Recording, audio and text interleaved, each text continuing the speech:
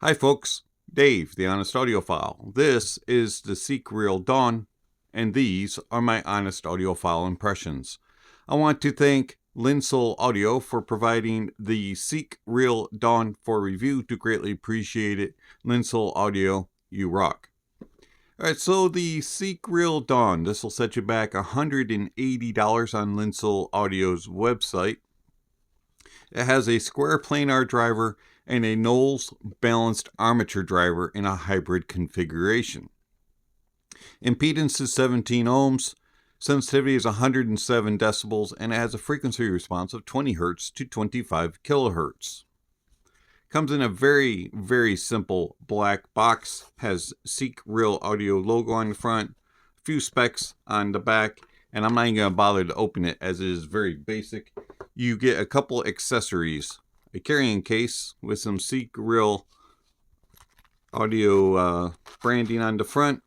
Unzip it, and you're going to get your little pouch with enough room for your cable, your IEM, and your bag of tips. Now, SeekReal Audio is kind enough to include 3 different types of tips, and you get a pair of normal olive shape bore tips, and then you get a pair of like shorter tips that are wide bore, and then you get a pair of foam tips. So it's nice that you get 3 wide bore, 3 of the more standard type of tip, and then a pair of foam tips. But unfortunately, they're not really that good quality made, and I found that I just could not get a good fit and seal with any of them. Let's get all these back in the bag without dropping them all over the floor for the cats to play with. Set that back here. All right, so let's talk about the SeekReal Dawn. Now, SeekReal Dawn have a nice aluminum shell to them. Got this kind of cool design with like this wave type of look to them. They're not super fat. They have a nice longer nozzle with a decent angle. Does connect with 2-pin. Now it is interesting because it is a recessed 2-pin, as you can see there. But then they, on the connection, they add this lengthy piece of plastic, the red for the right side. And so it kind of defeats the purpose of being recessed because it kind of stands up a little higher. And they do it on the left side as well, as you can see with the clear for the left. And I find that that causes a little bit of discomfort. So it kind of sticks out and protrudes a little bit more than usual, and it puts a lot of pressure for my ear right here where the connection kind of goes, and then it starts to curve around the ear and on the glasses, and I just find that it just kind of hits me in the wrong spot, and I get some discomfort right there as it presses. The rest of the shell is fine. Even though it has a smoother backside to it, there's enough of an angle that it goes into the ear and snugs in. Now, I did have a problem with the stock tips, as they were just kind of flimsy and not very well built, and I couldn't get a good seal and a good fit, and everything just kind of wobbled around.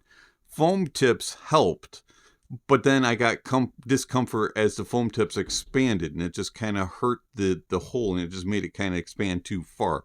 So I couldn't get any real good comfort, fit, or seal with any of the stock tips.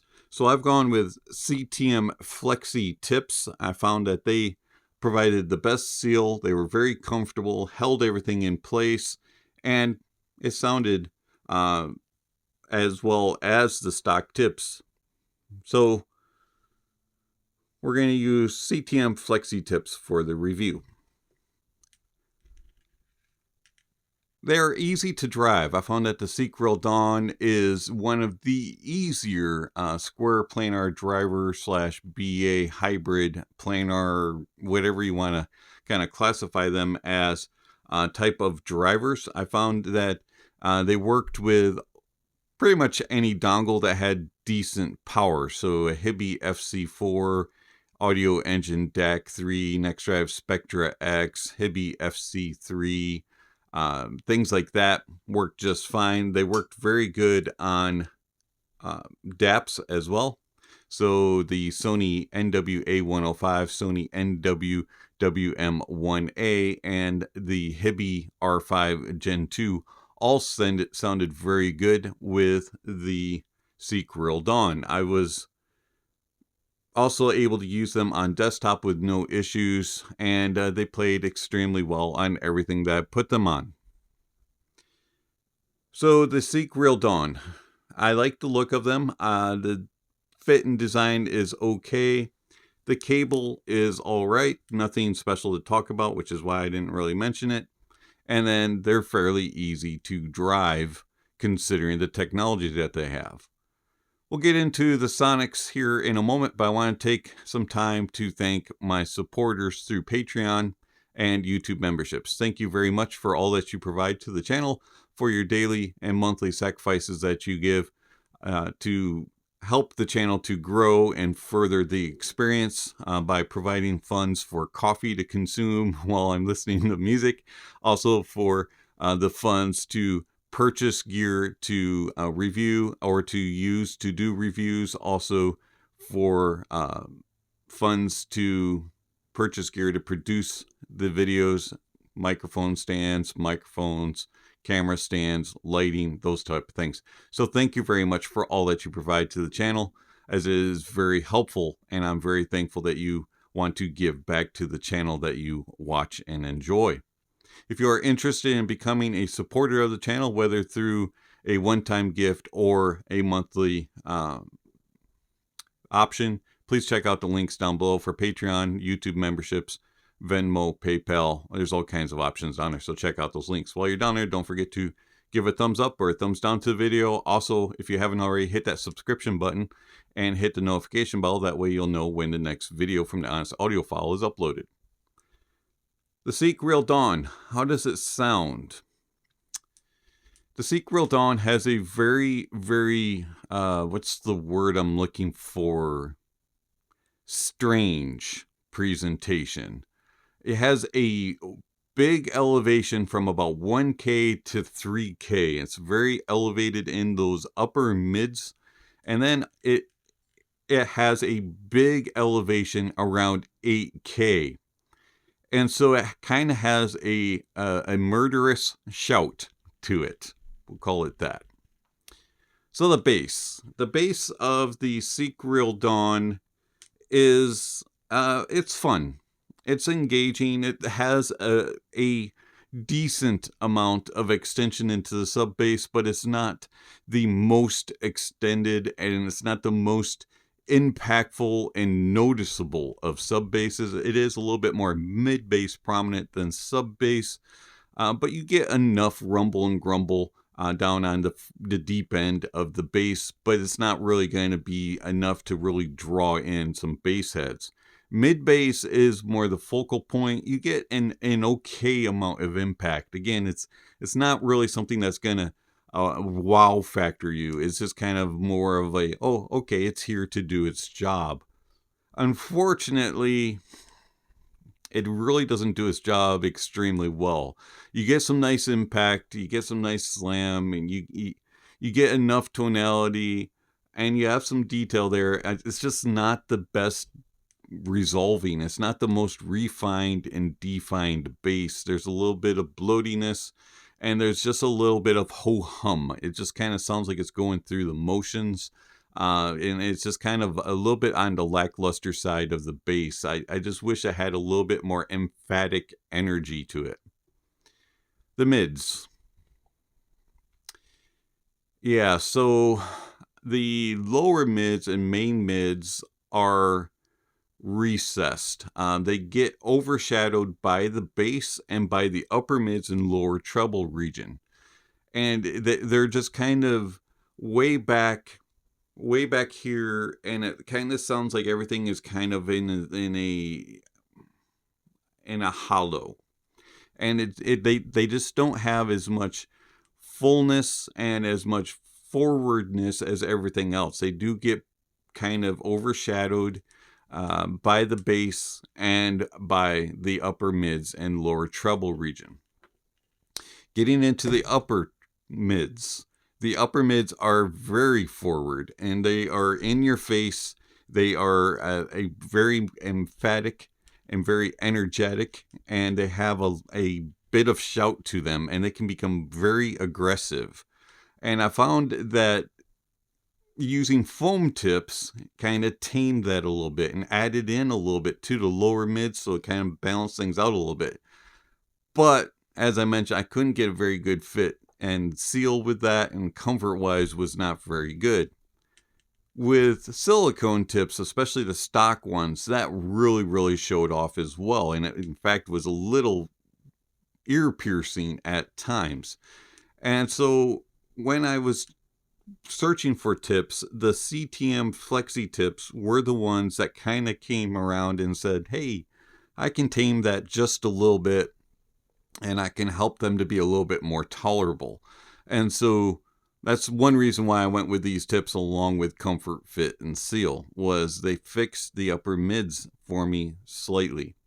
The upper mids are still very energetic, way too elevated, and it just throws off the tone and timbre of the mids. They just don't sound tonally correct, especially with female vocals. They just have too much presence, too much energy, too much sparkle, and come across as shouty. And then when you add in brass and woodwind instruments and some percussion instruments, it just really they come across in an unnatural type of way. And the tone and timbre just does not sound good on the mids for me with the SeekReal Dawn. Going into the treble, lower treble is very elevated also.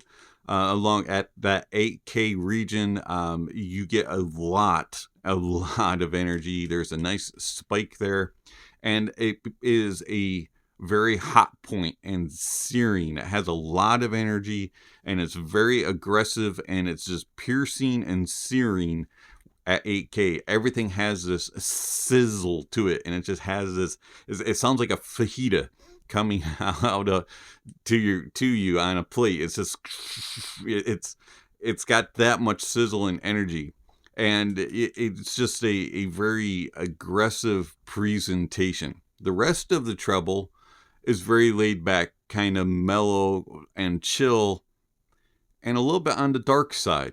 And so it's an interesting sound signature, and I find that other than that 1 to 3K and that 8K peaks, I don't really mind them too much. They're not the greatest with technicalities. Detail retrieval is alright for its price point. It's not its greatest feature. And resolution it's alright. It has moments of harshness, glariness, and a little bit of sizzle and glare and glossiness, especially in the uppers.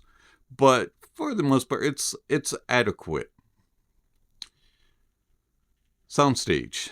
Soundstage is very intimate. It's a very small stage on the SeekReal Dawn. I find that the stage is very close and very almost claustrophobic at times. It's just too small. It doesn't have a lot of air. It doesn't have a lot of space. And I find that the stage is just on the intimate side of things. There's okay layering and okay depth. You can read into the stage and you can kind of diagnose it. On busier tracks, it'll get a little bit confused, a little bit muddled, and a little bit jumbled up. But for the most part, it does a decent job with layering and depth. Imaging is very good, actually, for its limited space. Things kind of cross over and flow across the stage and move properly, and you can track things as it goes across. But again, it has a very limited space as it is a very intimate and small stage. Tone and timbre are average at best, especially in the mids. As mentioned, those upper mids presence really throw things off, especially with woodwinds, brass, percussion, and female vocalists. As mentioned, detail retrieval is okay. It's kind of average for the price. Resolution is somewhat mediocre to average. Overall, I find that the SeekReal Dawn is an okay IEM, especially for a planar hybrid. But if you're looking for a planar type of presentation, you can do a lot better, especially for the price point. These coming in at $200.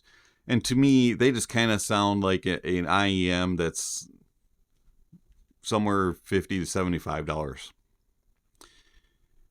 How do they compare to a couple other planar IEMs? Well, you can get the TINHIFI P1 Max for around $100 right now.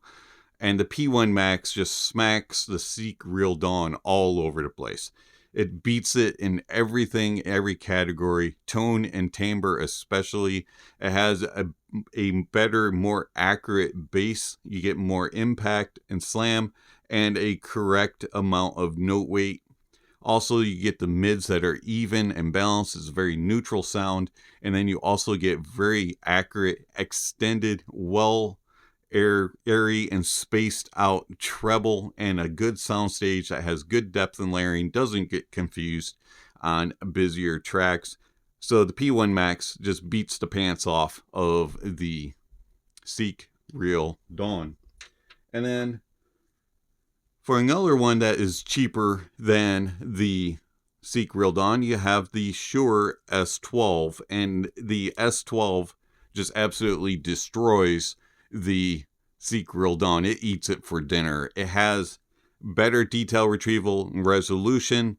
Also, it has better tone and timbre, better controlled mids and treble that are even and balanced, and it has a lot more impact in the bass with better sub bass presence, mid bass presence, and upper bass presence that is controlled, has very good tone and timbre, and an excellent soundstage that's nice and wide and very deep, well layered. So the S12 and the P1 Max both are better have better detail retrieval and resolution than the SeekReal Dawn, and absolutely destroy the SeekReal Dawn, and they're both cheaper. It's been Dave, the Honest Audiophile. Thank you for watching, and I'll catch you on the next video. Speaking of next video, somewhere on screen, subscription links, notification bells. If you haven't already, please check those off. Don't forget to give a thumbs up or a thumbs down to the video if you liked it or didn't.